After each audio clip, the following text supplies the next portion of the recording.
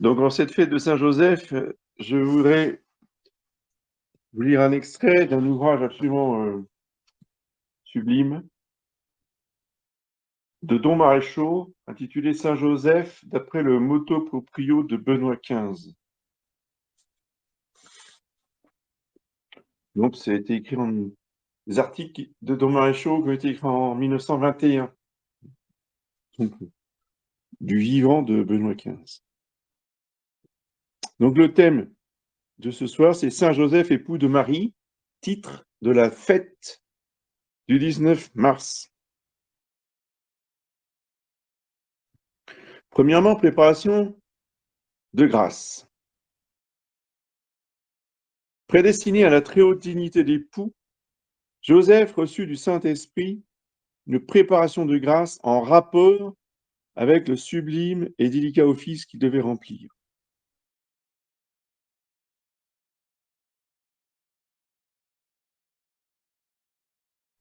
Tout d'abord, une question se pose. Aurait-il été gratifié du privilège d'avoir été sanctifié dès le sein de sa mère, comme le fut Saint Jean-Baptiste? Et je rajoute aussi Saint Isaïe, le prophète, qui est sanctifié avant sa naissance. La transcendance de grâce que nous lui avons reconnue entraîne-t-elle une prévenance aussi exceptionnelle? Eh bien, le privilège de l'Immaculée Conception de Marie était postulé par ce fait qu'ayant été appelée à posséder le Verbe de Dieu dès le premier moment de son incarnation, elle devait être possédée par lui dès le premier moment de sa propre conception. Alors, le raisonnement de Don Maréchaux, vous voyez, se base sur le fait que, comme la Sainte Vierge, Saint Joseph, si vous voulez, a possédé l'enfant Jésus, a eu, si vous voulez, a exercé sa paternité dès que l'ange lui a dit le secret de Marie, donc bien avant la naissance de l'enfant Jésus. Il fallait, comme Marie, qu'il soit lui-même possédé par le Seigneur avant que lui possède le Seigneur. À un tel point, si vous voulez, à une telle excellence, et bien que le Seigneur s'est emparé de Saint Joseph avant sa naissance. Même s'il a eu le péché originel. C'est-à-dire que Saint Joseph a été conçu dans le péché originel, pas la Sainte Vierge, mais sa sanctification est arrivée très vite après sa conception. Et sinon, dit Don Maréchaux, par exemple pour la Sainte Vierge, elle aurait plus possédé son Sauveur qu'elle n'aurait été possédée par lui, si elle n'avait pas été lavée du péché originel à sa conception. Ce qui est inadmissible.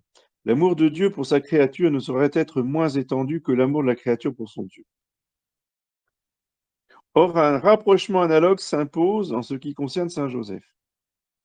Il entra en possession de son Sauveur alors que celui-ci était encore dans le sein maternel, à savoir quand l'ange lui donna la clé de la maternité de sa chaste épouse. Il prit dès lors sur l'enfant un droit paternel. N'est-il pas dans la logique des choses divines à noter l'expression la logique des choses divines? Dans toutes ces considérations spirituelles de Don Maréchaux et de bien d'autres auteurs, voire des pères de l'Église, vous voyez, ils nous enseignent des choses qui ne sont pas dans l'Évangile. Mais, parce que c'est écrit nulle part hein, que Saint Joseph a été lavé du péché originel dans le sein de sa mère.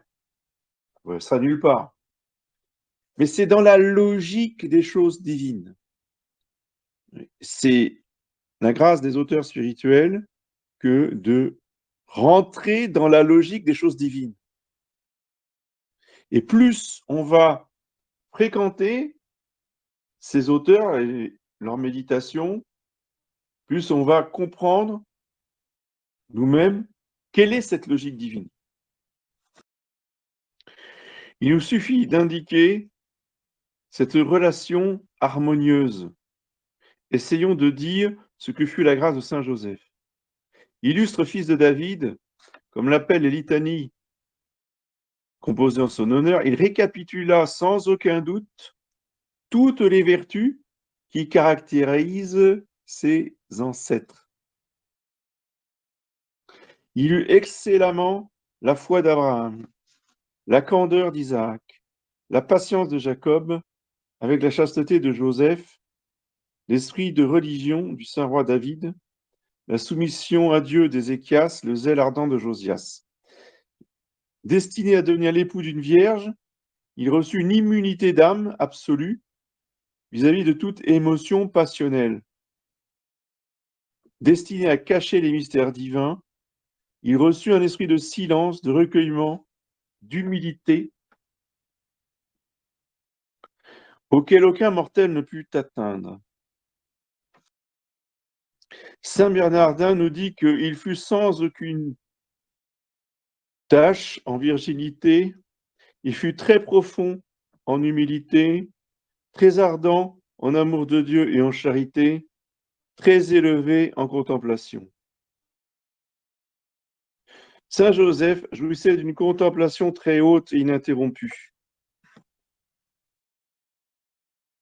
Il eut donc, sans doute, alors là c'est pareil, c'est la logique des choses divines, hein, c'est marqué nulle part, mais l'éminente sainteté de Saint Joseph, si vous voulez, nous fait penser qu'il a dû recevoir des grâces au moins égales aux grâces reçues par les patriarches.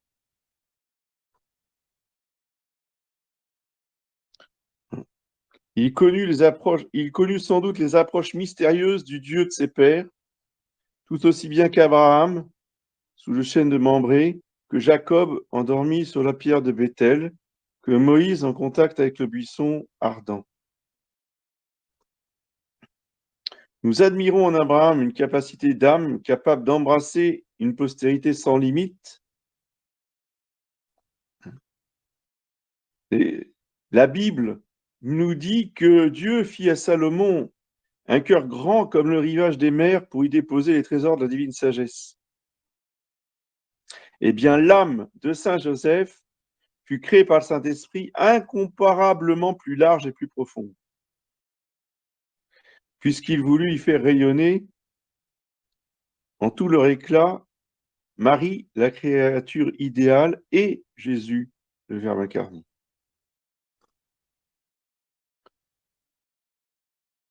Donc, nous comparerons l'âme de Saint Joseph, non pas à l'océan, mais à la voûte des cieux.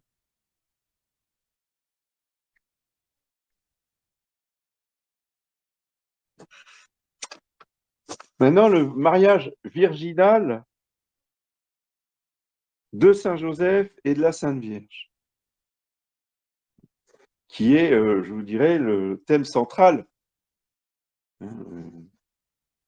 évidemment avec toutes les conséquences dans la Sainte Famille, mais c'est ce que nous méditons aujourd'hui. Je vous rappelle que nous fêtons la fête de Saint Joseph, époux de Marie.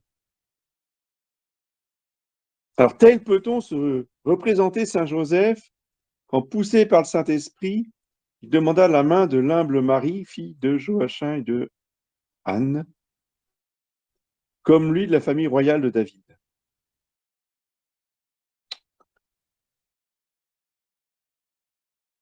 Marie, docile à cette même impulsion, accepta de devenir l'épouse de Joseph, qui était un jeune homme. Ça aussi, c'est important. Alors, c'est pas développé ici par Don Maréchaux, c'est moi qui rajoute avec d'autres auteurs. Vous voyez, Saint Joseph était jeune. Alors, justement, beaucoup d'auteurs, d'artistes ont représenté Saint Joseph comme un vieillard, hein, qui serait marié très, très âgé, sous prétexte de ne pas mettre la virginité de Marie en danger. C'est rien comprendre. Alors ça, par contre, C'est ne rien comprendre à la logique de Dieu. Vous voyez, justement, quand le Saint-Esprit sanctifie une âme et prend en main une destinée, prend en main un être humain, il lui fait faire des choses absolument extraordinaires, mais en même temps, il fait des choses belles.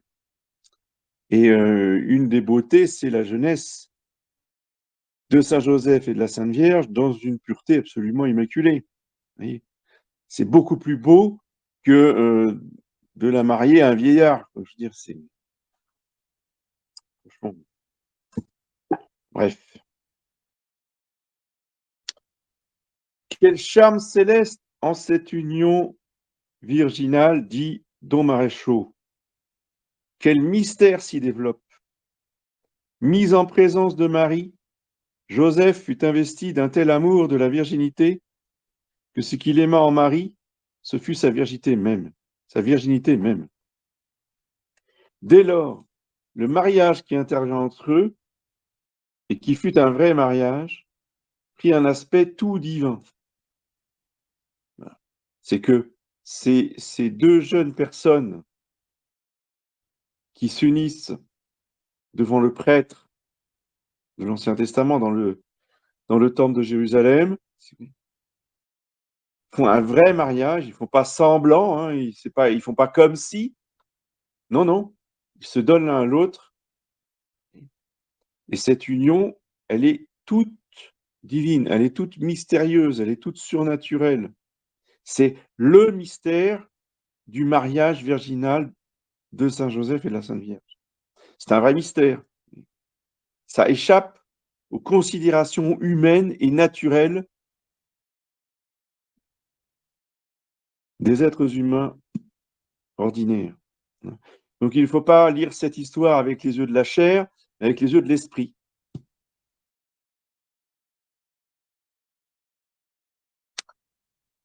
Dès lors, le mariage qui intervint entre eux, dit Don Maréchaux, et qui fut un vrai mariage, prit un aspect tout divin, il s'établit sur ce pacte que Joseph aurait en dépôt, à titre conjugal, la virginité de Marie.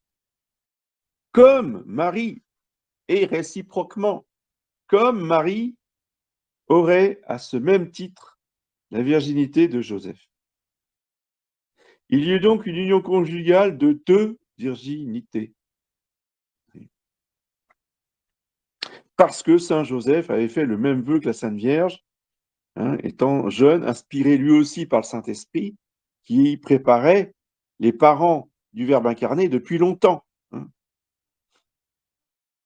Ils étaient destinés au mystère de l'incarnation. Saint Augustin établit que l'essence du mariage se trouve là tout entière, car elle est dans le lien des âmes qui se donnent librement leur foi mutuelle et non dans le lien des corps. Joseph étant le véritable époux de Marie, fut incontinent, comme l'enseigne Léon XIII, rendu participant à ce comble de grâce qui élève Marie bien au-dessus de toutes les créatures, même angéliques. Personne ne monta plus haut que lui dans cet état déiforme, et il est permis de dire, puisque le titre d'époux de Marie lui est particulier, que personne n'y monta si haut que lui. En termes plus simples, plus directs, ça veut dire que personne au ciel ne dépasse Saint Joseph en sainteté, hormis la très sainte Vierge Marie, évidemment.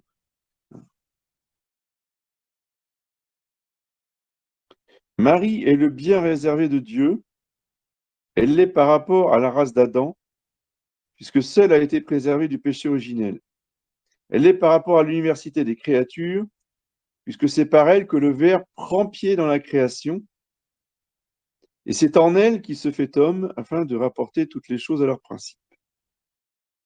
Mais chose étrange, alors que cette Vierge est le bien que Dieu s'est réservé, la chambre nuptiale que son Fils s'est choisie pour épouser notre nature humaine, eh bien, il plaît au Seigneur qu'elle devienne le bien d'un homme mortel, et cet homme s'appelle Joseph.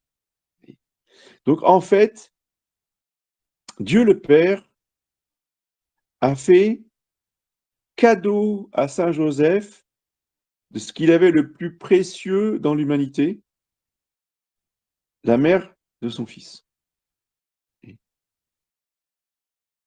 C'était son bien, Marie était son bien personnel,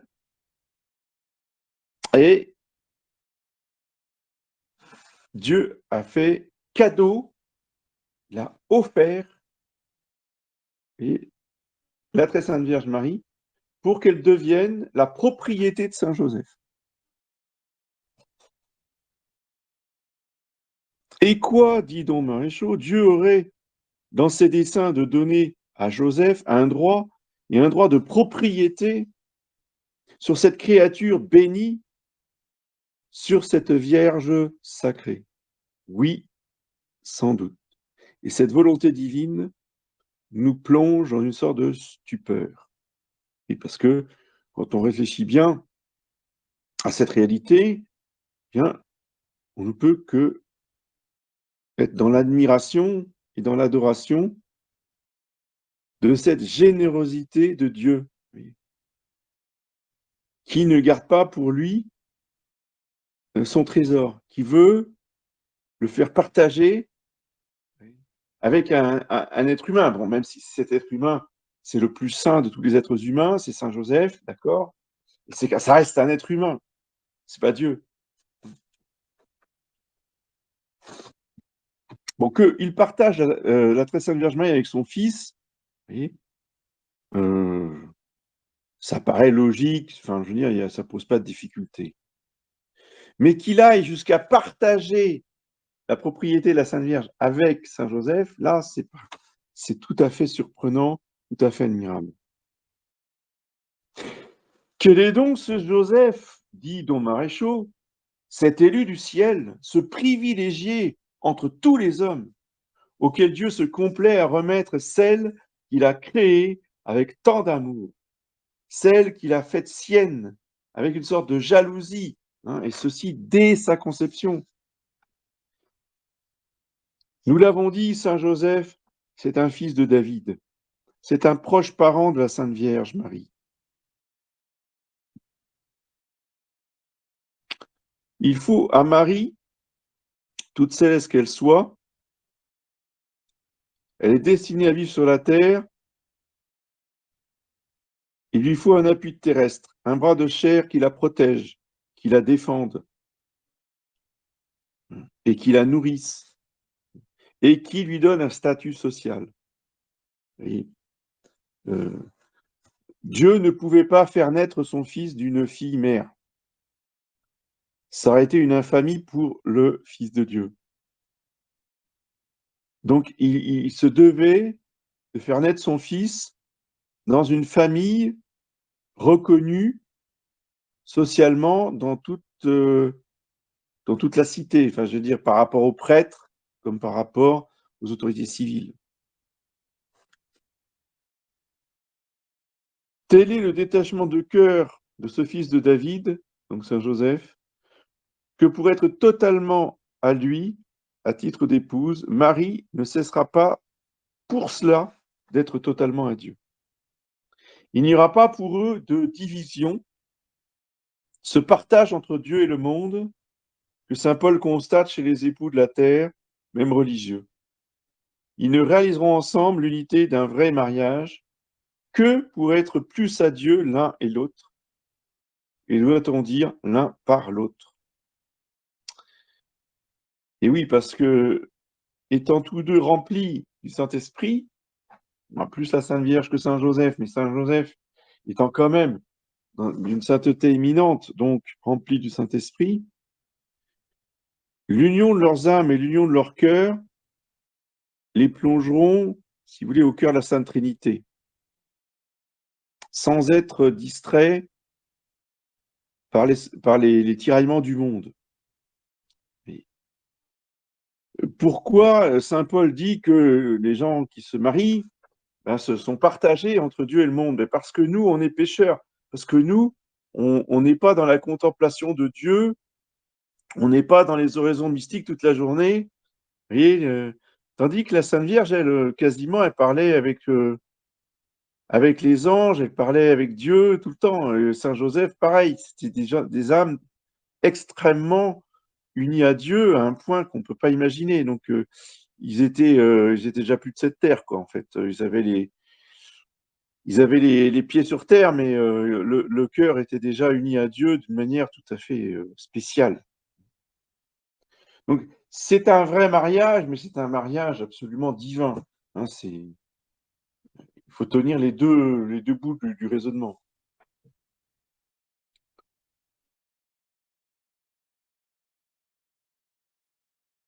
Ô Joseph, continue Don Maréchaux, nous entrevoyons votre sainteté dans son mystérieux éclat.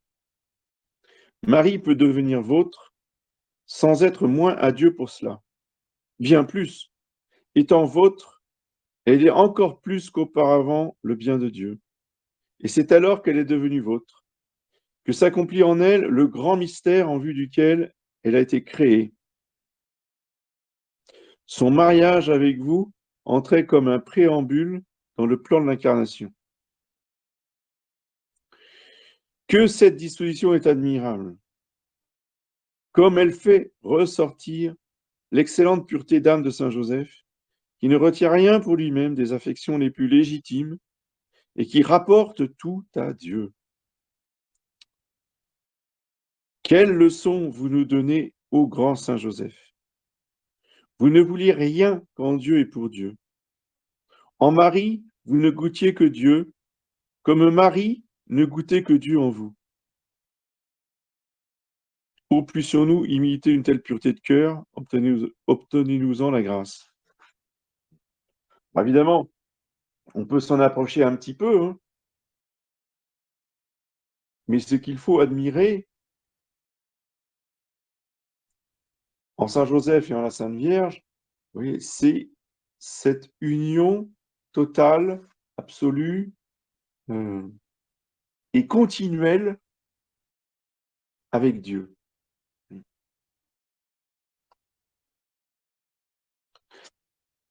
Alors maintenant, je voudrais vous lire le chapitre sur la paternité de Saint Joseph, puisque le fait qu'il soit époux de Marie entraîne nécessairement la paternité vis-à-vis de Jésus.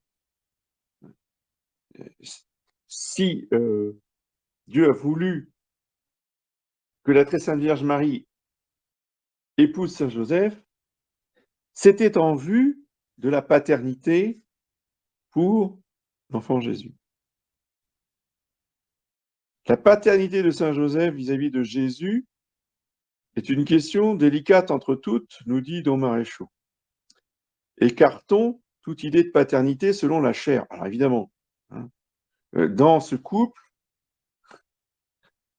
c'est un vrai couple, c'est un vrai mariage. Un mariage avec tous les éléments du mariage, hein, c'est-à-dire un mari, une femme et un enfant.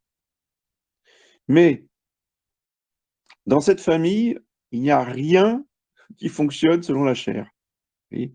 Puisqu'on a affaire à l'Immaculée Conception qui est toujours vierge, on a affaire à Saint Joseph qui est toujours vierge, et on a affaire à l'enfant Jésus qui est Dieu. Oui. Donc, il faut écarter tout raisonnement humain, purement humain, et considérer que la maternité de la Sainte Vierge, là c'est moi qui parle, hein, la maternité de la Sainte Vierge, si vous voulez, est une maternité divine, est une maternité spirituelle, vous allez me dire, oui, bah oui, mais enfin bon, quand même, l'enfant Jésus est bien né dans son corps, oui, donc, certes, mais ce n'est pas parce que l'enfant Jésus était dans son corps que, si vous voulez, cette gestation était charnelle. Vous voyez, c'était bien dans son corps. C'était bien le corps d'un enfant, mais La très sainte Vierge Marie a conçu l'enfant Jésus par le Saint-Esprit, pas par les voies de la chair. Bien, de la même façon, le raisonnement s'applique à Saint Joseph. Oui, Saint Joseph n'est pas père selon la chair, mais de la même façon que la Sainte Vierge, il est père selon l'Esprit, dans le Saint-Esprit, dans l'union des âmes, par le mariage, dans le Saint-Esprit. C'est une paternité spirituelle, certes, mais tout à fait réelle. Bien, je reprends Don Maréchaux.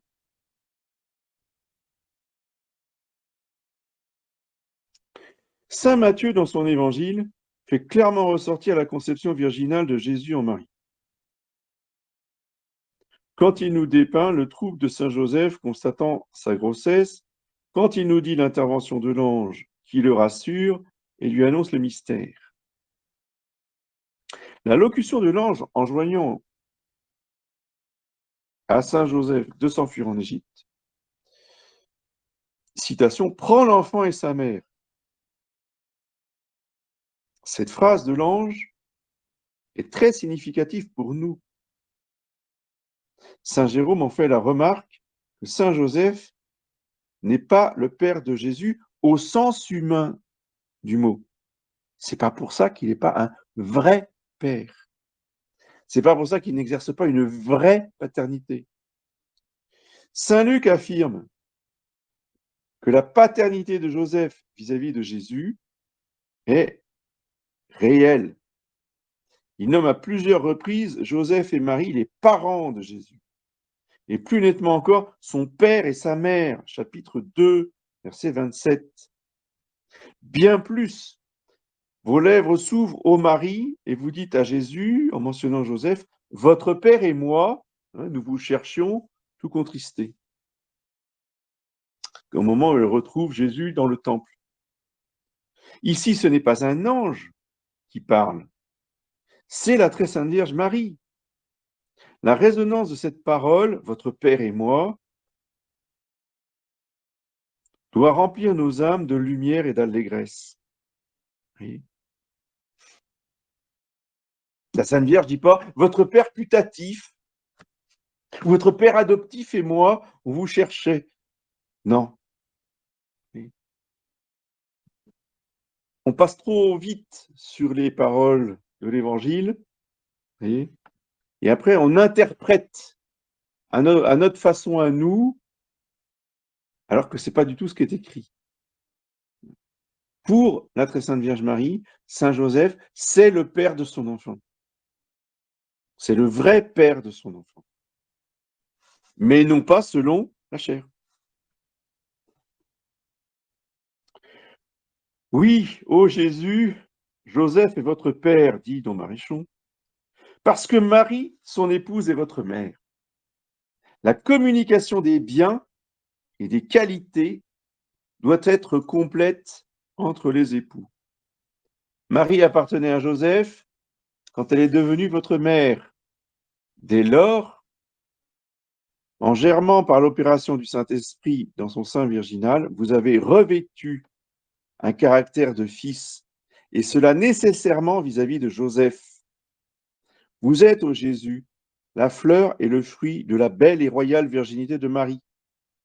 Mais cette virginité est aussi le bien conjugal de Joseph. Comment ne seriez-vous pas son enfant, vous, l'enfant de cette virginité? Le virginal mariage de Marie et Joseph postulait un fruit, et un fruit qui fut du ciel. Il tendait vers vous au Fils de Dieu. Fruit céleste donné à ce mariage par le Saint-Esprit, comment ne reconnaîtriez-vous pas Joseph pour votre père? Il l'est non par la chair, mais par l'Esprit. Il l'est, dit saint Augustin, d'autant plus fermement qu'il l'est plus chastement. Oui. C'est une réalité qui s'inscrit dans la tradition. Vous voyez, on a cité Saint Jérôme, on a cité Saint Augustin. C'était la conviction de ces grands docteurs que nous rapporte Don Maréchaux. Ainsi, ce ne serait pas suffisant de qualifier simplement Saint Joseph de père nourricier de Jésus. Là, Don Maréchaux va expliciter ce qu'il pense donc de cette paternité virginale en disant que dire que Saint Joseph est le père adoptif ou le père nourricier, eh bien, c'est largement insuffisant. Cela ne rend pas compte de la réalité spirituelle. Or, continue Don Maréchaux, un serviteur fidèle pourrait être un excellent nourricier. Dans la Sainte Famille, Joseph n'est pas un serviteur. C'est lui le chef de la famille. Il n'est point père par voie d'adoption, car l'adoption a pour objet un étranger. Et Jésus, ce n'est pas un étranger, c'est le fils de son épouse. Vous voyez ? Donc, dire que Saint Joseph est le père adoptif de Jésus, ça écorche les oreilles.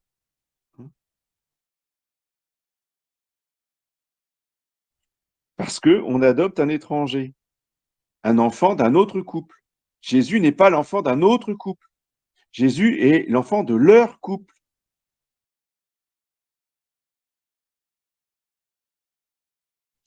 Donc Saint Joseph est père par communication. Voilà. Ça, c'est le génie de Don Maréchaux qui reprend Benoît XV. Saint Joseph n'est pas père par voie d'adoption, mais par voie de communication. Cette communication est complète et absolue, résultant de la nature des choses, voulue du Père Céleste et voulue de Marie elle-même. Communication de quoi? Communication de virginité. C'est l'union de leurs deux virginités qui fait que Saint Joseph est père virginal de Jésus. Ah, évidemment, cette expression père virginal, c'est une absurdité sur le plan humain. Ça, vous dites ça à quelqu'un du monde, là, il va vous rironner, il va dire, c'est complètement cinglé. Évidemment, c'est incompréhensible à l'être humain en dehors de la grâce. C'est un mystère divin, encore une fois.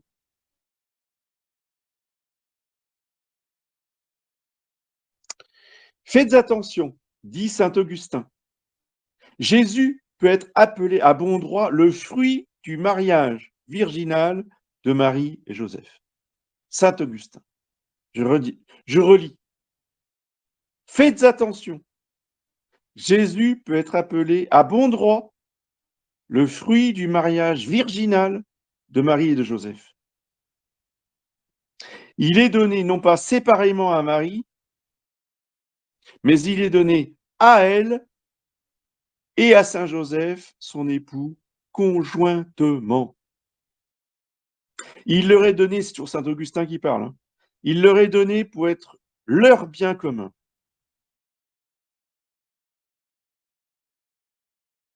Le Saint-Esprit, faisant son lit de repos dans la justice de l'un et de l'autre, donne à tous les deux un fils. S'il le donne par Marie, c'est que la fonction de la maternité appartient à la femme.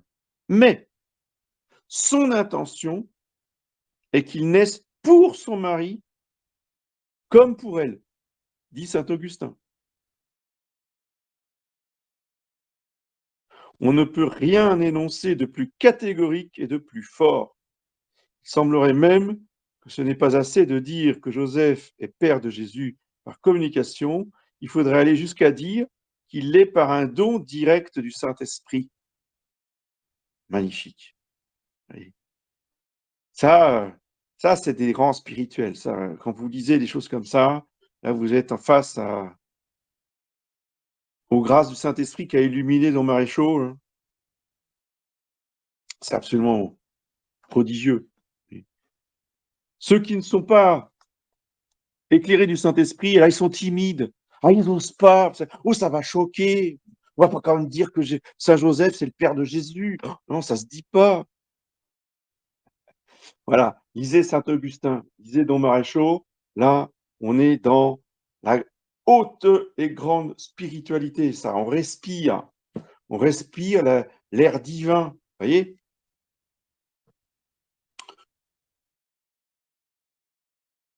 Il faut aller jusqu'à dire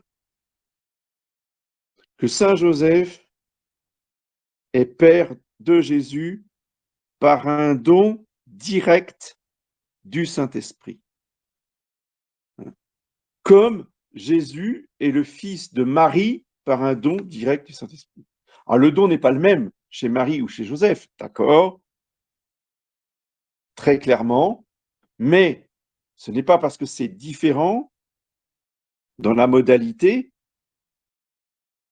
que ce n'est pas réel. Les deux sont réels, les deux sont divins, les deux viennent du Saint-Esprit. Les deux dons. Continuons dans Maréchaux. La glorieuse Vierge conçut le Verbe de Dieu parce que le Saint-Esprit descendit sur elle et le Très-Haut la couvrit de son ombre. Semblable intervention eut lieu pour Saint Joseph quand il fut élevé à la sublime dignité du Père du Verbe incarné.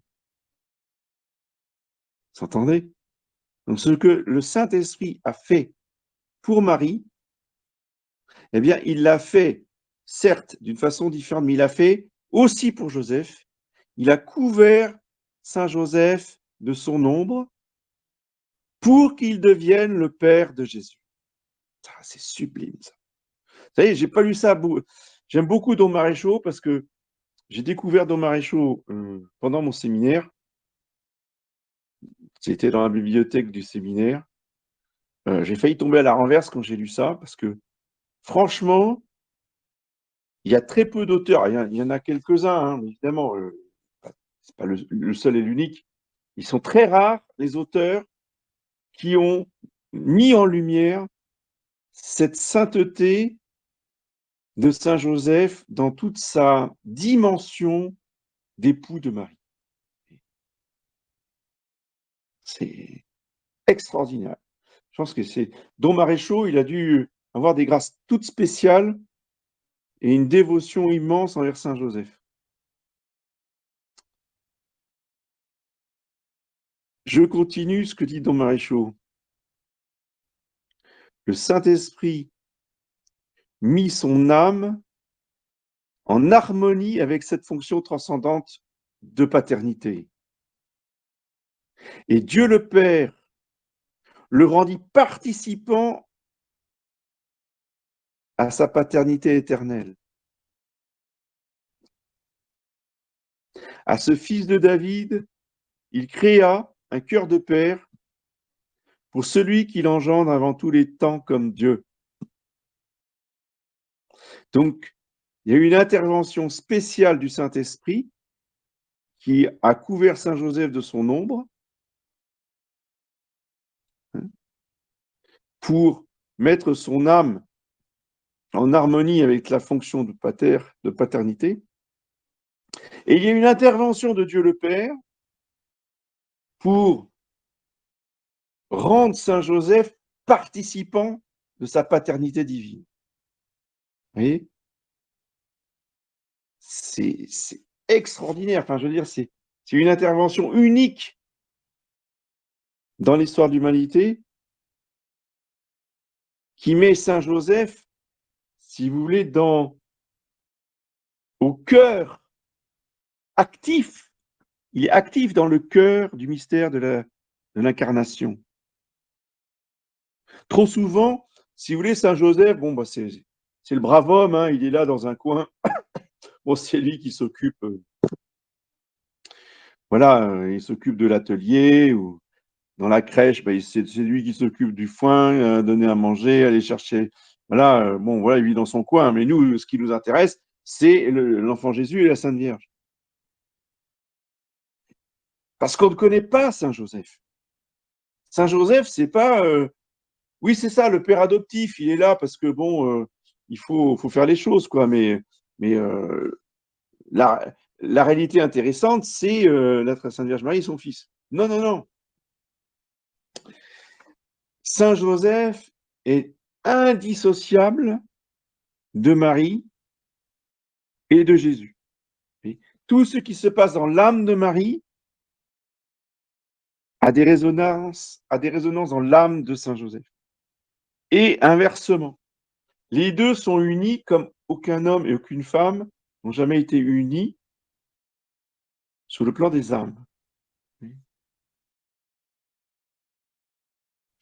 Et de son côté, maintenant, Jésus, le Verbe incarné, va aussi intervenir. Parce que c'est pas parce que c'est un petit enfant que il n'est pas Dieu. Donc lui aussi, en tant que Verbe incarné, va intervenir auprès de son Père. Ça, c'est absolument sublime. Le Verbe incarné prit Joseph, pardon, le Verbe incarné prit pour Joseph le cœur d'un fils tendre et soumis. Ainsi, la paternité de Joseph eut-elle toute sa vérité. Il en eut l'âme, il en exerça les droits, et il en remplit les devoirs.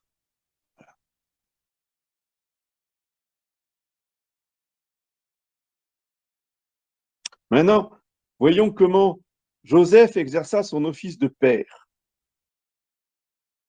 L'ange, en faisant révélation à Joseph du mystère accompli en sa sainte épouse, lui reconnaît formellement un droit paternel sur l'enfant qui va naître. Il lui délègue même, au nom de Dieu, l'exercice de ce droit. C'est-à-dire qu'il donne à Saint Joseph le droit de donner le nom à l'enfant. Ça, c'était le privilège exclusif du Père. En Saint Matthieu, chapitre 1, cet enfant, dit l'ange, tu l'appelleras Jésus parce qu'il sauvera son peuple de ses péchés. Imposer un nom à un nouveau-né entre dans la fonction du Père. Saint Joseph est chargé de cette fonction vis-à-vis de Jésus. Seulement, comme l'enfant vient du ciel, eh bien, son nom vient du ciel. C'est le Père éternel qui le donne, mais ce sont les lèvres de Joseph, son représentant sur la terre, qui l'exprimeront. Voyez.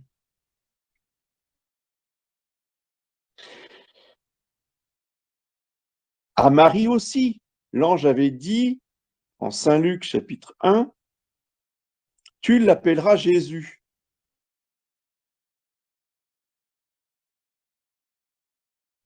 Nous voyons dans l'Ancien Testament que les mères, par exemple Lia et Rachel, interviennent dans l'imposition du nom de leurs enfants. Il suffisait donc que Marie imposât à son fils le divin nom de Jésus, mais le Père céleste voulut qu'il fût imposé concurremment par elle et par Joseph, comme pour relever l'autorité de celui-ci au niveau de celle de Marie, comme pour affirmer sa vraie paternité.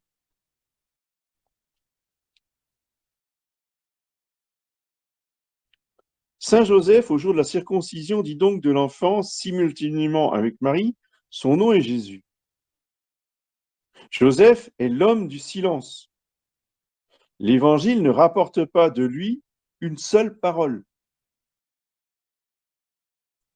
Mais il dit Jésus. Après,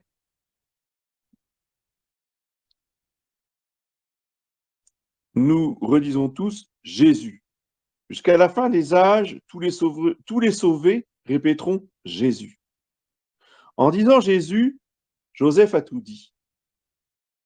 Il a dit le mot qui éclaircit tous les mystères, qui rassure toutes les âmes, le mot dont l'humanité vit et vivra jusqu'à la consommation des siècles. Le saint nom de Jésus. Donc Marie-Jo se pose une question, savoir est-ce que c'est Saint Joseph qui était le ministre de la circoncision de Jésus. Il répond, nous estimons ce sentiment très probable. C'était le père de famille qui assumait l'office religieux de circoncire les enfants.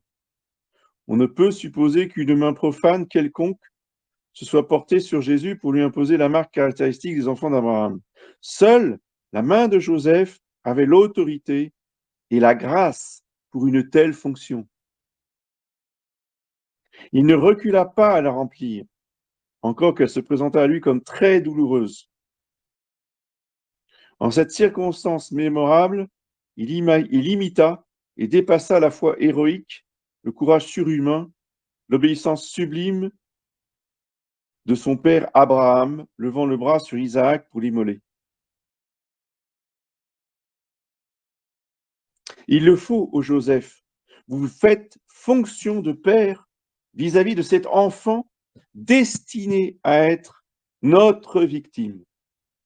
Prenez le couteau qui doit le circoncire, faites couler son sang rédempteur, consacrez-le par cette effusion et par le nom de Jésus dont elle réalise la vérité, à Dieu Tout-Puissant dont il rétablit la gloire et à l'œuvre de notre salut qu'il doit mener à terme. Et Saint Joseph accomplit son office paternel, voulu d'en haut. Son cœur palpite d'émotion, mais sa main ne tremble pas. Ô grand saint, que vous êtes divinement beau, la bouche illuminée et parfumée par le saint nom de Jésus, et les mains ornées des premières gouttes de son sang, comme des perles d'un prix inestimable.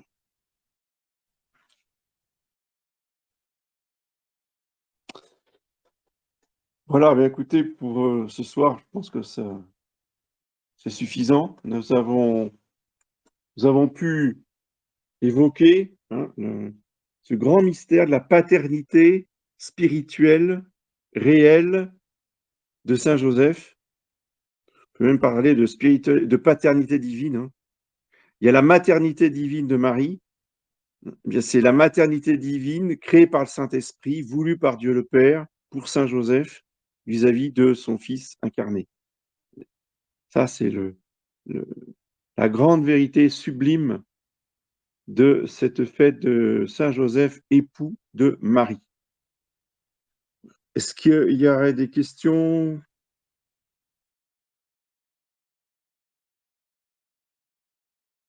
Si vous voulez, vous appuyez sur le...